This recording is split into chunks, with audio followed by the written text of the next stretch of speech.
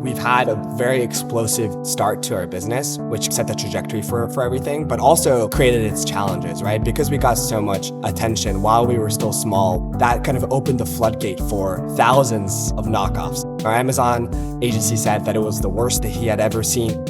We were Google's top 100 trending gifts.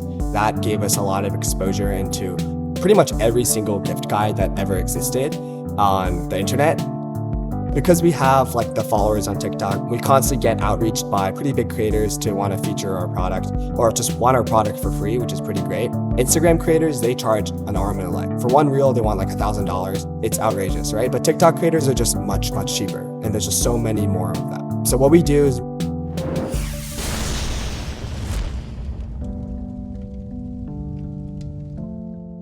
Yuki, welcome back to the DTC Podcast. I am looking over at my Plufl, which I have to say my dog has claimed. It's kind of just become his giant bed, but still a huge fixture in my life. Love it. It's been almost 3 years, 2.5 years since you were last on the podcast. We were just discussing, I think you were just into pre-orders or just into fulfillment.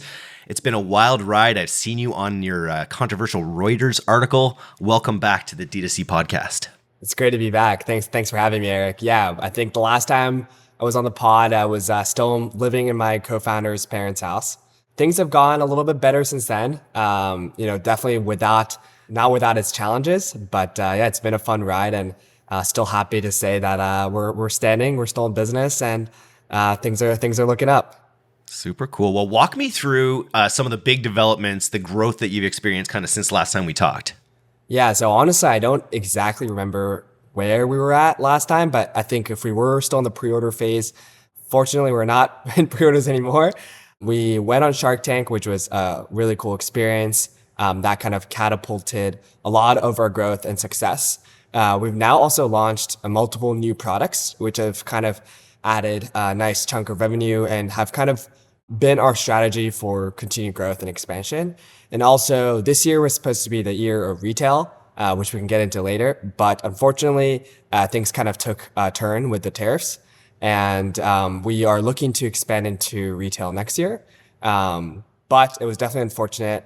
Made a LinkedIn post about it, but we lost out close to $7 to $8 million worth of revenue, retail orders. Wild. Because of the tariffs. And, that's just the nature of when you manufacture something overseas. You don't fully control your supply chain, you don't fully control your costs. It's not expected, but it's part of the game. So yeah, we're doing well. We're launching a new product this month as well. Very exciting. Going to be a really cool product in our vertical. And yeah, just finding new ways to grow within I will say a challenging DTC e-commerce environment. Well, so we just put out a survey a couple weeks ago. We surveyed over 600 D2C founders about the impacts of tariffs, and everyone seems to be handling it differently. It's affecting people differently. Walk me through that process of the actions you took once you realized that tariffs were going to be a thing, and how you've had to kind of change the business. Yeah, so we try to get ahead of it, as we kind of knew tariffs were always going to be something that was a risk to our business. But at the end of the day, there's only so much we can do when you're, sub, 9-figure business. Hopefully, I think we should be hitting 8 figures this year, but, we're not a Nike, we're not a Lulu, we're not even a 9-figure business, right? There's only so much you can do. At the end of the day, you're really only going to be manufacturing from 1 or 2 key manufacturers.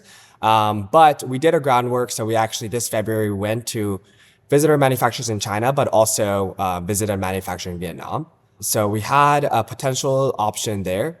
That was ready to go. We had a final sample made for both of products. We have 2 flagship products now. One's the human dog bed, which is kind of behind me. Another is a cooling body pillow called the Hugl, which is a U-shaped body pillow that has a lot of cool features, like turns into a chair and stuff like that. And we have a third innovation coming this month, launching on our website, which should be fun as well. But yeah, we kind of were getting all those products made in the Vietnamese manufacturing option. And then kind of as that was happening, we come back, we feel good about this option. We're still a little bit uneasy just because of the high MOQ and also longer lead times that are associated with Vietnam. And also we don't have as much expertise. For example, we have an employee and it's a small team based out of China, but we don't have that in Vietnam. So we knew that it was kind of uncharted territory, but we always wanted to have it in our back pocket. And then, yeah, we had a pending Costco order and also Target order that was supposed to be for this Q4 launch. So we had a really nice kind of holiday launch planned with both those retailers, both like varying PO sizes. The Costco one was definitely larger. And as that was all happening, we were supposed to receive confirmation in April. The team tells us, hold up, there may be news that Trump may impose a lot of tariffs that not just going to change our retail plans, but their entire retail strategy, right? A lot of their products obviously come from China. So that kind of put us in a little bit of a panic, but we're like, okay, well, we'll pitch them a Vietnamese option. Maybe we'll go and try to find a US option, which was kind of what that Reuters article was about. That happened. Tariffs went up to like 150%, and the whole kind of retail space went into a freeze, essentially.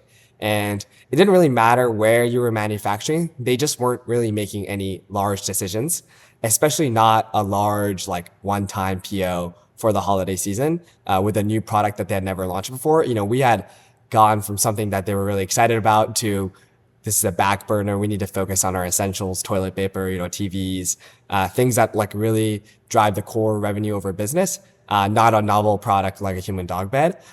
So yeah, we especially just it's got a big footprint too, right? Like to actually display it in a store, it probably takes up a lot of space. For sure. Yeah. I mean, we definitely worked a lot on the box. Our box is like maybe like 60 to 70% smaller than what it was when we went on Shark Tank. So the box definitely doesn't take as much space, but each store kind of when we did a trial run with them last year, had it out on display. So yeah, for sure. It takes up a lot of space.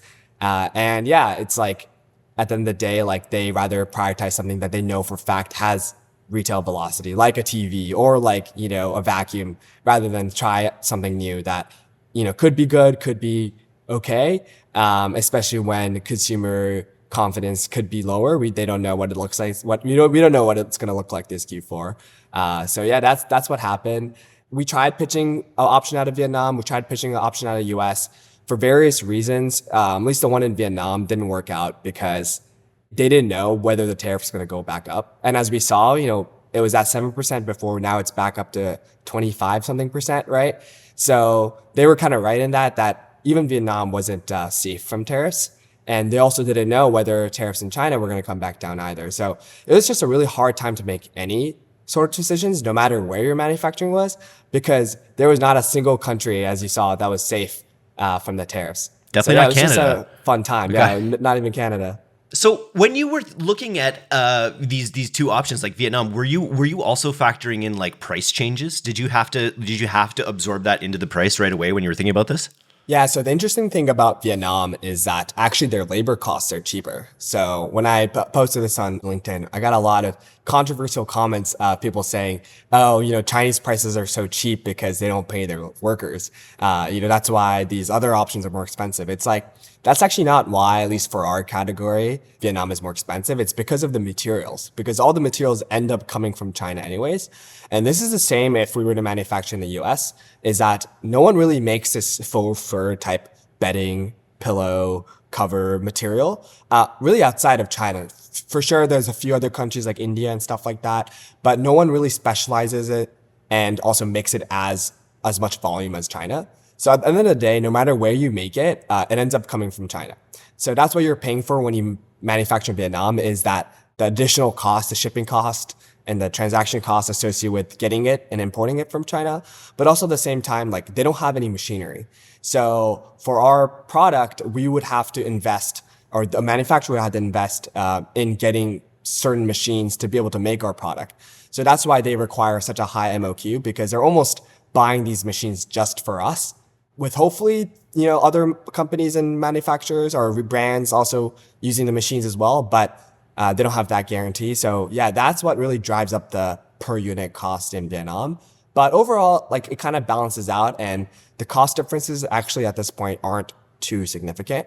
So for some of the products that we're manufacturing, it actually would be like a couple of dollars cheaper for some products if we were to make it in Vietnam, but we just don't because of the kind of the operational headache. And if we're not doing a huge MOQ or a huge run, it's really not worth saving like $1 over 10,000 units, for example, when it could take like a month or 2 months longer than China.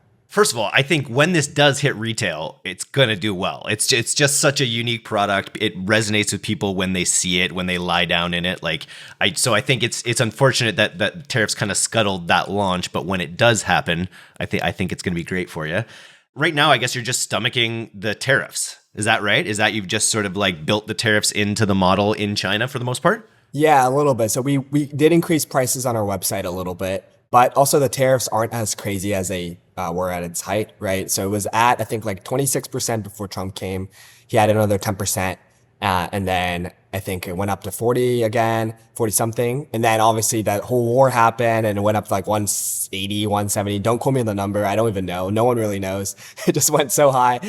So we just stopped ordering and we were in pre-orders for about almost 2 months just because we really couldn't make any decisions on buying. And we just knew that, hey, if we were to buy this product and actually pay that 180% tariff, we're not going to be profitable, right? So we kind of just decided that, hey, we did the math. It's better to, let's say, do 10% of our orders as cancellations, but kind of hope that or expect that the tariffs go down, rather than to like buy a bunch of units now and lock in on profitability for April and May. So yeah, that was kind of painful. It was just hard being out of stock, but still continue to spend on Meta and still continue to acquire customers. But it ended up working out because the tariffs went back down to 40 something percent, which is still definitely higher than the beginning of the year, but with a few price increases. And we also have been working a lot on increasing our margins through other ways, such as we switched manufacturers. That was big. But also as we mentioned, we shrunk the box close, again, 50 to 60%. And that in and of itself saves us about $10+ of landed cost. So, if we sell $10,000, $15,000 a year, units just a month, or even, during Q4, we'll probably do that around a month. That's $150K, $200K in extra profit or more money that we can use to acquire customers. So that has been a really core focus of ours. And that's really been a big help, especially now once the tariffs are lower, we've been able to go back to kind of growing and be able to acquire customers profitably because of the COGS reduction that we've been able to. The fundamentals, right? Like that even if tariffs come and go, you're building, fundamentals that are going to improve your business long term. Super cool. Talk to me a little bit about the Reuters article. I was saying I was listening to one of my weird metapolitics podcasts, and the announcer was going off on this dog bed for human brands that was unable to produce in the US and what a shame that was. And talk to me about how the Reuters article came about. Yeah, it was definitely a little bit sensationalized for sure. And it is a little bit controversial because, I had a chat with the Reuters reporter about back in April when the tariffs first came out, and the situation was very, very different then. The situation was that, hey, these retailers aren't even talking to us. We're pitching them other options, but they're just not really talking to us and not getting back to us. And the reason being is that they were just so focused and busy and strapped with other things. Later, when we had a conversation with them, they told us that it was crazier than COVID. The tariff situation created more of a impact and harm on their business and planning than COVID did, which is kind of crazy because COVID was like a global pandemic. But that's just how kind of insane these tariffs were for the retailers, so that they just had no time or possibility to do any planning or forecasting for Q4. No matter what COGS, no matter what price that we presented them, that wasn't really the issue. So that's what we found out later, right? But when we first had the conversation, I think I talked about how we had gone and sort of presented them a US made option because we were kind of not desperate, but we wanted to just make sure that we shot our shot and we had presented every option and there was not a stone unturned in terms of what we presented. So we presented the Vietnam option, the US option, the China option with the tariffs. China option, if the tariffs went down, we presented them every single forecasted option. And we just didn't really get much of a response. And that's what I told the Reuters reporter.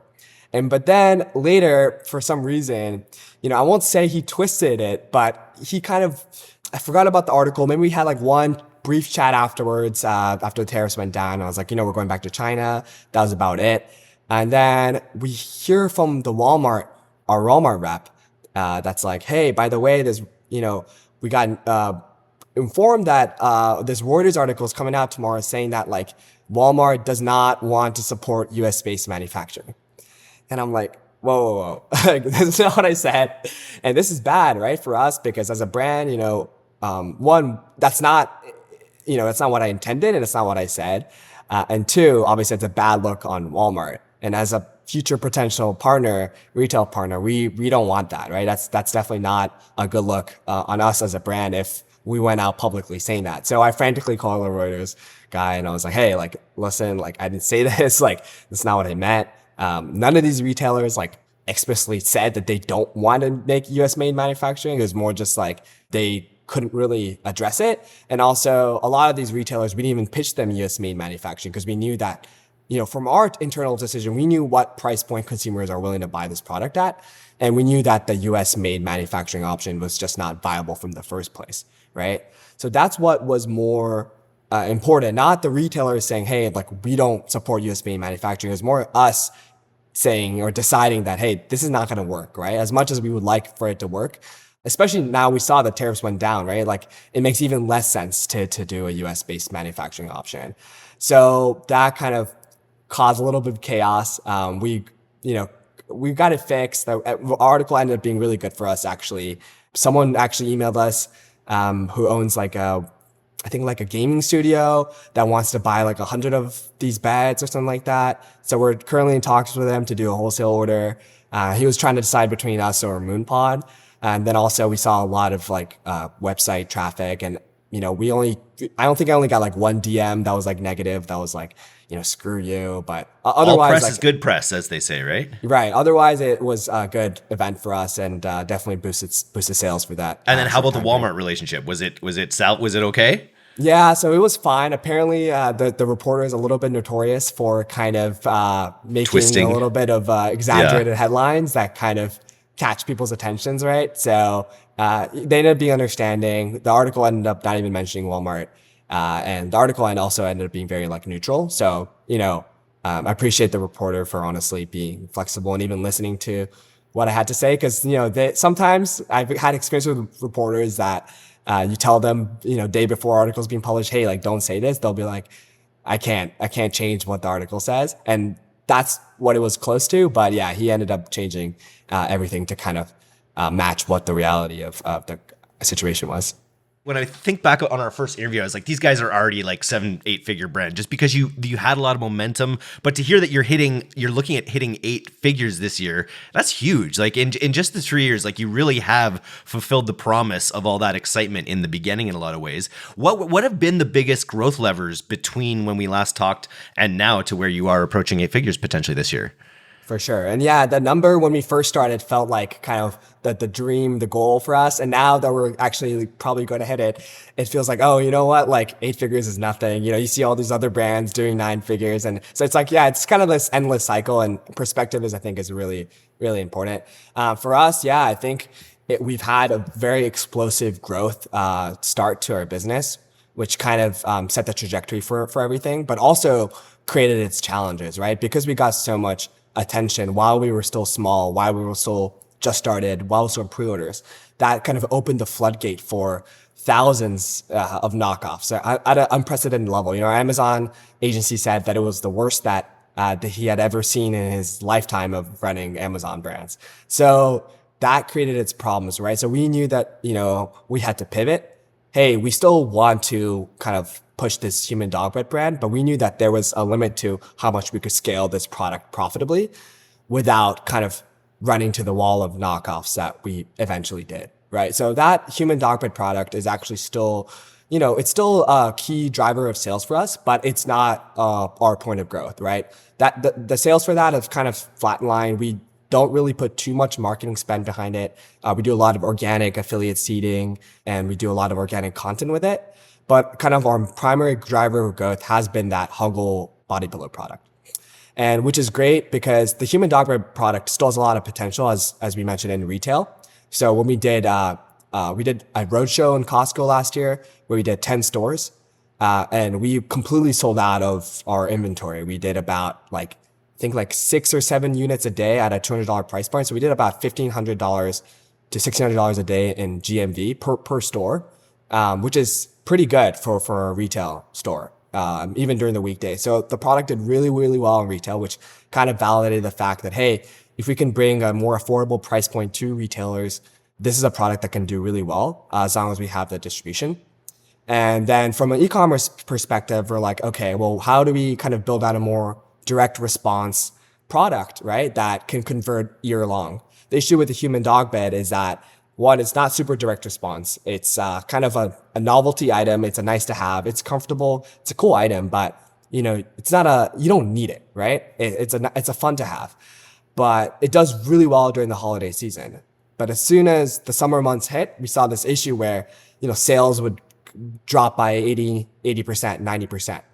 So we knew that we had to build a product that was more year long and had the ability to also convert well in meta. And that came the Hugl cooling body pillow product, which does really well because one, it's a cooling product, right? Hot sleepers are hot all year long. Two, it's still kind of in line with their brand. It's still a big oversized product. And especially our past customers love the product because they know us for our quality and comfort. And the third point being is that it does really well from a meta perspective because it actually solves problems, right? So people that are hot sleepers are looking for a product. People that are side sleepers and have back pain are looking for this product. People that are pregnant or post-pregnant are looking for this product. So we have all these different specific customer segments and customer problems that now we can solve for. And instead of building a product that people didn't know they needed, now we're creating a product that people are already looking for, but they don't know what they're looking for, right? And we found that is so much easier to convert and to build growth off, rather than like continuously shoving products in people's face that, like you need this product even though they've never heard of it, right? It just requires so much more education, and it's just much more difficult to scale that way. How long have you been eyeing up like a cooling body pillow as a secondary product? Was it something that you just kind of stumbled on and were like, oh, this fits? Or when did you decide? Yeah, so we were kind of looking at the growth trajectory of Hush when we first started. And not so much anymore just because they've kind of been acquired and they're going through a whole different path of growth. But they went through a similar issue where they sold weighted blankets. And weighted blankets were great. They were also a novel item. I don't think they were the first, but they were one of the first to sell it, right? But there's also nothing proprietary about the product. So two issues they faced, right? One is the issue we faced that when summer months hit, just regardless of competition, sales just plummeted. So they went and launched a cooling blanket with a proprietary cooling fabric. And that kind of skyrocketed their growth and sales. And two, they also faced a whole bunch of knockoffs. So they wanted to create a product that's harder to replicate, right? Fabric that's a little bit more proprietary, fabric that's kind of specialized and harder to acquire. And that's what we did with their fabric in the Hugl cooling body pillow, is that it actually uses a fabric that's found, same technology that's found in NASA spacesuits. So it has this technology where you press down on it and dissipates heat. And they don't really make this fabric too much. Certain manufacturers in China do, but it's harder to find. So as a result, not all manufacturers, not all competitors can just copy your product. And it's also a pretty expensive fabric. So unless you're able to position the product as a premium product, you're gonna have a really tough time selling it. So we found that to be kind of a good niche and vertical to go into, just because of the fact that, hey, we found this fabric that's hard to acquire. We also know that this product has to be sold at an expensive price point or else it doesn't work. And that kind of creates the perfect product to be able to sell on Facebook, because you need a high AOV to be able to acquire customers. And hot sleeping is one of those things that people can instantly relate to. If you sleep hot, you know it, and you've had partners who are telling you that you're a heat factory and all these things. So I could see it being, really evocative, easier sell with that kind of pain point. Pretty cool that you're 2 for 2. Pretty cool that your first 2 products. What's the you mentioned oversized, what's the I know you're launching a third product soon. What's the sort of narrative thread that runs through your products? And what's the holding company called? Yeah, I mean, it's still Plufl at the end of the day. We kind of are a little bit, the way the product came about was actually, we saw a Twitter thread that was kind of blowing up that was hey, all my guy friends, I just introduced this concept called the pregnancy pillow to my guy friends.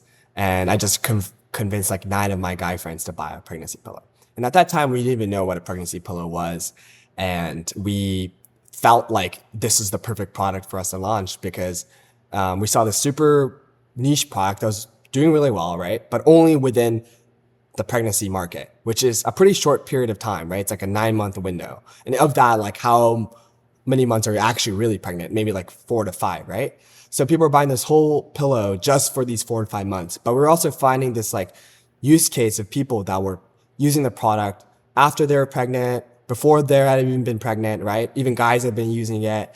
So we're like, interesting, like as long as we can take this product and be able to market it, not just for the pregnant angle, but for a wider use case, we knew that there was potential there because people had already been using the product for that specific use case. So that's kind of how we came about the second product. It wasn't like pre-planned in the sense. It's just kind of I was scrolling on Twitter and I found this thread and I was like, told my co-founder, hey, like, what do you think about this product? And he was like, this seems cool. Like, let's launch it. But our third product, actually, it's, I guess I can kind of say what it is, because I think probably by the time the podcast comes out, it'll be out. But it's essentially a bed sheet made for pet parents. And we use this special technology that wicks away the fur from the sheets. So we kind of went back and surveyed our customers and we're like, hey, like what new products can we launch and what kind of pain points are you facing, right? And a lot of our customers, obviously, because we launched a human dog bed, right? As you said, like dogs take over the product, are pet owners. So we wanted to go back to our core focus and core set of customers and ask them, hey, like what is one of the biggest pain points or problems that you face as a pet owner? And the answer was overwhelmingly the fur that the dog generates, like fur on the ground, right? There's like vacuums and like the carpet cleaners that have gone viral on TikTok and have done like millions of dollars of sales. But as a bedding company, you know, what's the issue that you face in the bedroom, right? With the dog? And they're like, well, you know, our dog sleeps on the bed, he'll jump on the bed. And every day we wake up with so much fur on our bed. So that's kind of the next product that we're launching probably by the end of this month or in early next month. And that just comes back to like talking to our customers and kind of seeing what they are looking for. Because we know like, hey, even if we can't sell this outside of our customer base, as long as we have, you know, 20, 30, 40,000 people that are interested from our existing customer base, right? Like that's a profitable launch already. And that's a profitable vertical. And pet owners are always a good audience as well, right? Yeah, pet owners have a lot of disposable income. There's like a stat now that in certain areas, there's more pet owners than there are like parents, like real parents. Yeah. So yeah, it's just only going to be a growing market and trying to like figure out creative ways to compete for that dollar space. Because I mean, there are so many pet supplement brands and pet food brands that are doing so much revenue, right? So trying to figure out how we can take our piece of the pie there is kind of always what we're thinking about. So with you guys, PR has been a big part of the strategy. Your appearance on Shark Tank, I think, was really impactful for you. Were you also on the Home Shopping Network? Yeah, so we did QVC and HSN.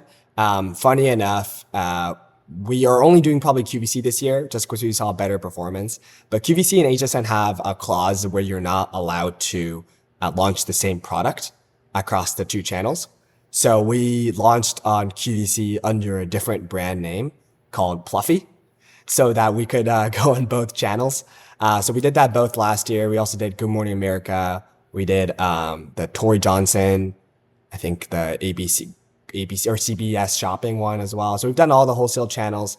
Those are great, like additional boosts to revenue, profitable because you don't have to like spend any money on marketing. So yeah, we've been doing that every year. And did you see big noticeable ticks when you would go on these shows? Yeah, I mean, they have their own sales platform, right? So it's almost like a wholesale platform where they do the selling for you. So yeah, I mean, in terms of direct sales, like, you know, I think we did 7 figures in just wholesale revenue last year from these shopping networks. So when you combine all these, like, there's like 4 or 5 out there, we kind of have collected, it's like infinity stones. We've done all of them. And they're just so perfect because they're exactly your demographic, because they're females in their 40s or 50s. So it's just, yeah, our products really do well. And we found that even with our new product, the Hugl, it's done well. So as long as we keep having and bringing new innovations to them, we kind of have a guaranteed channel that we can generate kind of collectively 7 figures, which is nice. And it doesn't really require too much work. Were you going on them? Were you selling on the channels? Were you like the founder being interviewed kind of thing? Yeah. So for HSN, we did do that. Yeah. We personally went on. For QVC, we weren't allowed to. We would have, but we weren't allowed to because, you know, we can't we can't be the same guest on two shows. But it ended up working well because I think we hired like a family friend to go on, and she was more in our demographic. So I think it ended up working better because we're two dudes, we're the founders, which is cool, but we're not really the demographic of the product. So especially when it comes to the product like the Hugl. So it ended up working well, and yeah, it ended up being a success anyways without us. I was going over your Twitter feed for these questions, and regarding your PR strategy, you mentioned listicle, like a big listicle strategy. How have listicles played into your growth? Yeah, so listicles, like in terms of the ad side, direct response side of things, or in terms of just more like PR? I guess both. I guess the question I'm thinking Yeah. of is being featured in other people's listicles, like best gifts this season or things like that. But then you've also spun those into your own ad funnels. Yeah, that's right. So in 2023, we were Google's like top 100 trending gifts, which was really awesome because that gave us a lot of exposure into pretty much every single gift guide that ever existed on the internet during the holiday season. So we saw a really good Q4 because of that. And then we kind of played that into the year after, saying, hey, like last year we were Google's top 100 trending gifts. And we kind of created our own like gift guide through that, put ad spend behind it, and kind of made it seem like an organic gift guide, but in reality, it's obviously not. So that was fun. And we were able to kind of use the logos from the Google top 100. We also like Forbes best product at one point. So the best thing about these PR opportunities is less so something like Google, right? They always have a lot of reach, but a lot of these like articles now, like Forbes, Fast Company, these other like paid promotions or non-paid promotions, PR, they don't really drive a lot of sales in and of itself. They help with SEO. They help with like when you Google best body pillow, your product can come out. Best human dog bed, your product comes up. But the best way to actually convert that into real dollars is to put those logos and put their wording into a listicle or like an ad. So one of our best performing ads at one point was literally just we took the Forbes headline that talked about our body pillow and we kind of took that and ran that as an ad with kind of the Forbes authority, and that ended up converting really well because hey, like one, the article is real. People could go and search Forbes Hugl body pillow, and they could actually see that article was real. And two, that it actually created a lot of authority because, hey, they're not just some like random company creating this product. They actually have real reviews and real people trying it. So yeah, that ended up working really well for us in terms of the listicle. The other thing I saw you tweeting about was using Meta Ray-Ban smart glasses for some of your creative. You talk about how that worked out? Yeah, so that's more of an organic play for us. We haven't really put too much ad spend behind it. There's that guy that does the street interviews. Forgot his name that I was chatting to as well. He has like a whole street interview agency.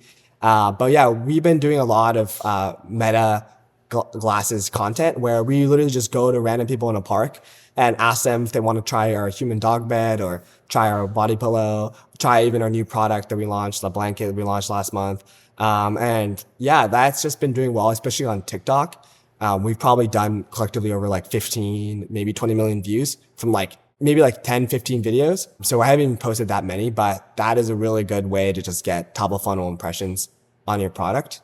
And I think that's kind of the new quote unquote meta, of like content, but also ad as well, which we're seeing.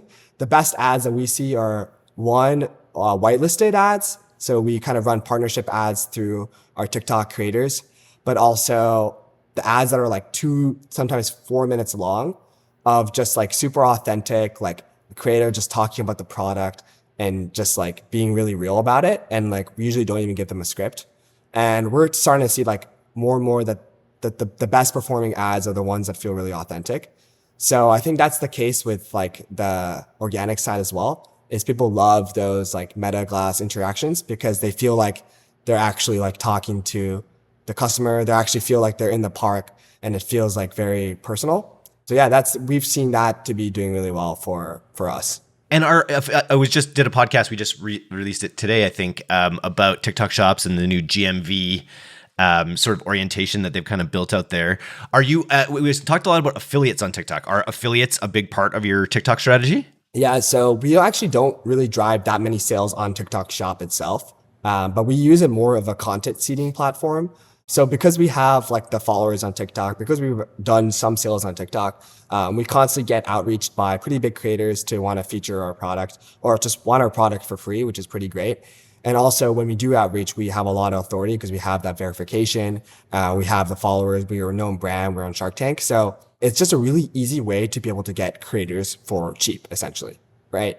Instagram creators, they charge an arm and a leg, right? For one reel, they want like $1,000. If you want to do whitelisting with them, they want to charge like thousands of dollars a month. It's outrageous, right? But TikTok creators, because they're so used to just making so much content, and content on there is a little bit lower effort and less polished than Instagram, creators are just, as a result, much, much cheaper. And there's just so many more of them. So what we do is we'll send out a product, we'll send out, ideally hundreds of products, a free product a month. And out of that, we'll get about 15 to 20 good pieces of content. And then we'll reach out directly, be like, hey, can we pay you a monthly retainer to be able to whitelist this through your account on Meta?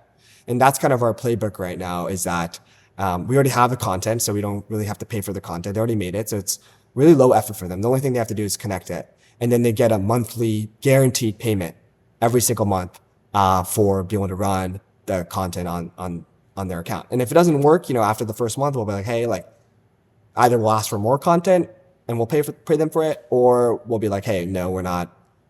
We can just move away from this partnership. And that's really great because you already get the foot in the door. You already got the piece of content. So if you need more content, it's way easier to get more content for pretty cheap, right? They already have the product. They already like the product. And that way, we found to just get over the bottleneck of having to pay tens of thousands of dollars a month for content that you don't even know if it's good or it's going to perform. And without all these caveats of hey, you can only run it for 1 month. If you're going to whitelist it, I need X percentage, all these complicated deals that we want to avoid. The one downside is that it takes longer and it takes more time and it's harder to scale just because the only way you can scale is to send out more product. And it's not always linear with seeding more product and getting good quality content. But as a result, we're a bootstrap company and we can only really afford to spend so much money a month on creators. It's just been the most cost effective and highest ROI way of being able to work with affiliates and scale with them. It really allows you to invest in what's working over time too, right? So rather than taking individual shots of 5K, 10K a pop when you have no idea if it's going to work, you sort of spread the cost out over time so that the people that you're paying are the ones that are working well.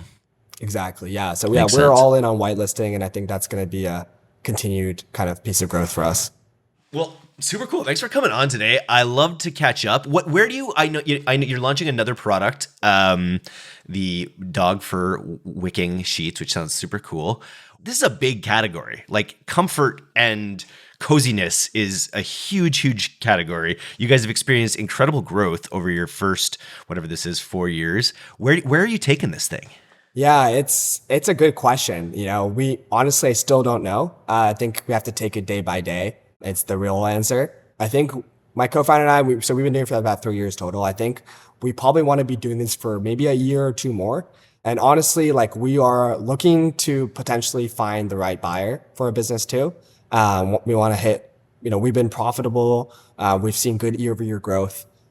We've kind of have new categories and products that we can grow into. We have retail channels that we can grow into. And I think my co-founder and I, transparently, we want to find a sale for the business, if the one that makes sense, and kind of start our next thing. Because, we started this kind of as a passion project. It was always a fun novelty idea that kind of turned into something much bigger and bigger than what we could have ever hoped for. But we also know that this wasn't something that we want to be doing for 10, 15, 20 years.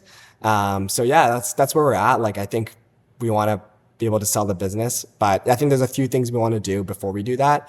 Is that, we want to launch new products, enter retail, hit that 8 figures, and continue to be profitable and have strong margins. Super wild. In your next project, what are you looking for? Are you looking for something consumable? I've heard founders who create one-time purchases. When they do it again, they're like, oh, I want to do something that people have to keep buying for months or years. For sure. I think it's the biggest reason why we kind of want to step away from the business at some point, is because we kind of have to continue chasing new products and new categories of growth, which is fun, right? But it's also this never ending hamster wheel of, okay, like new product, new category, and then almost like you're like launching a new business every single time, right? Because you're entering a new category. So yeah, like next business, I think I want to definitely do something that's subscription based, something in potentially like the home gardening space. I think is really interesting. And yeah, I think there's a lot of ideas that we have. I don't want to talk about it yet, but I think e-com is a never ending growth opportunity, and people say it's saturated, but it's not. I thought it was until we tried launching new products and we saw profitable growth. So it's like, there's so many, if we can find profitable growth with a body pillow, I'm sure that there's some other product out there that we could also achieve growth as long as we have the right fundamentals. And when we started this business, we didn't have the right fundamentals. We had like terrible margins. Like the human dog bed isn't even a good e-com product if you think about it. And just working out, right? So we ended up figuring it out. So with all the knowledge we have now, I think we'll have a much easier and better time with our next e-com business. I look forward to keeping up with you. If you got to follow Yuki on LinkedIn and Twitter for his hot takes, his incendiary articles that he creates, and his awesome products. This is really cool, man. Thanks for coming on. Yeah, it's great chatting with you. Great catching up with you, Eric.